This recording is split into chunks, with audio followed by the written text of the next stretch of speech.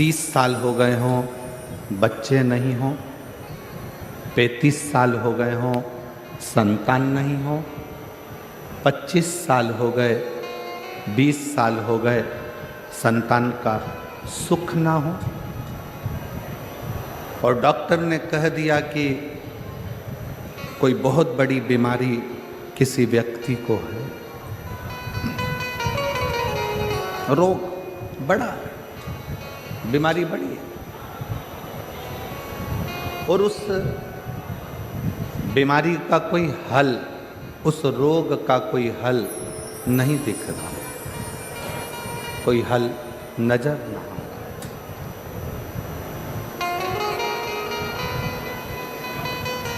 कोई हल दिख ना रहा। तो बैसाख महीने में शिव सप्त तीर्थ का एक अनुष्ठान अपने जीवन में जरूर करें। मट्टी के पात्र में जल भरना और मट्टी के पात्र में जल भरकर प्रतिदिन रोज 7 दिन का ये नियम होता है सप्ततीर्थ का। सप्ततीर्थ बस विराम जो है उसका प्रदोष के दिन होना चाहिए। और बैसाख के महीने में जब आप सप्ततीर्थ का अनुष्ठान करें, 1 घड़ा जल का रोज भरें प्रतिदिन, और 1 बेलपत्र, 1 शमी पत्र उस घड़े के नजदीक में कोई पात्र में अवश्य रखें। पात्र को, जो जल का घड़ा है, जल का पात्र है, उसको मट्टी के ही दीप से या कोई श्वेत वस्त्र जिसको मला गया हो, धोया गया हो, साफ हो, उस वस्त्र से ढक दें। एक दिन एक शिवालय में जाएं, शमी पत्र अशोक सुंदरी वाली जगह पर समर्पित करें। अशोक सुंदरी की जगह जानते हो ना आप लोग? अशोक सुंदरी की जगह पर शमी पत्र समर्पित करें। बेलपत्र जहां आप खड़े हैं उधर से डंडी का भाग आपकी ओर हो, और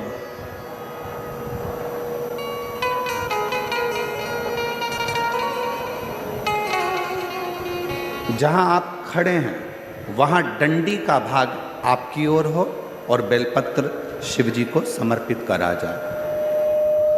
फिर जो मट्टी के पात्र में जल है वो भगवान शंकर को अपनी कामना कर कर शिव जी को समर्पित कर दो। संतान के लिए कर रहे हो तो वहीं से जल को एक कटोरी में, एक पात्र में झेल लीजिए।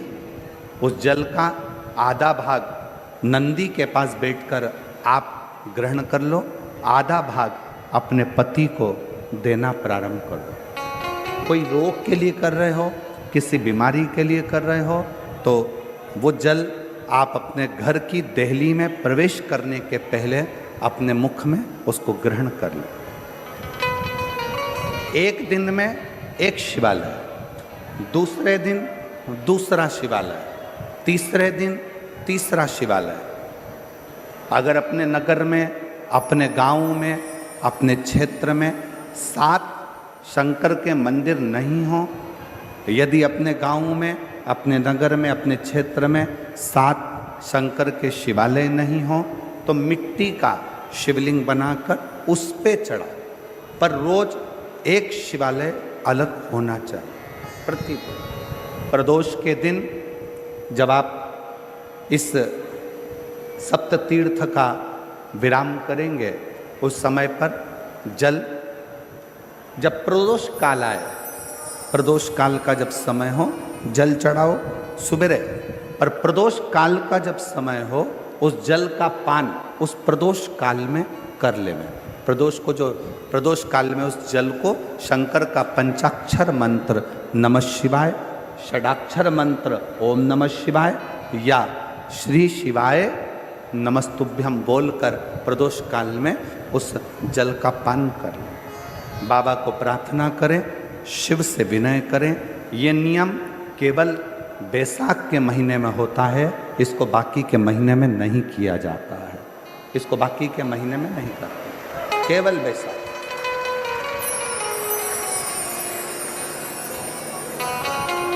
शिव सप्त तीर्थ का जो नियम है वो अपने जीवन में धारण करें। और हम तो कहेंगे, शिव महापुराण की कथा श्रवण करने वाले प्रत्येक बेटा बेटी से,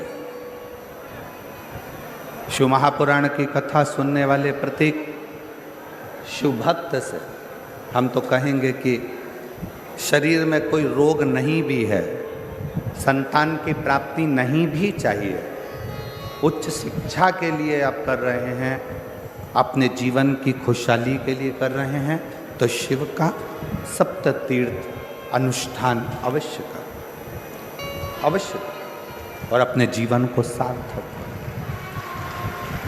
धन्यवाद।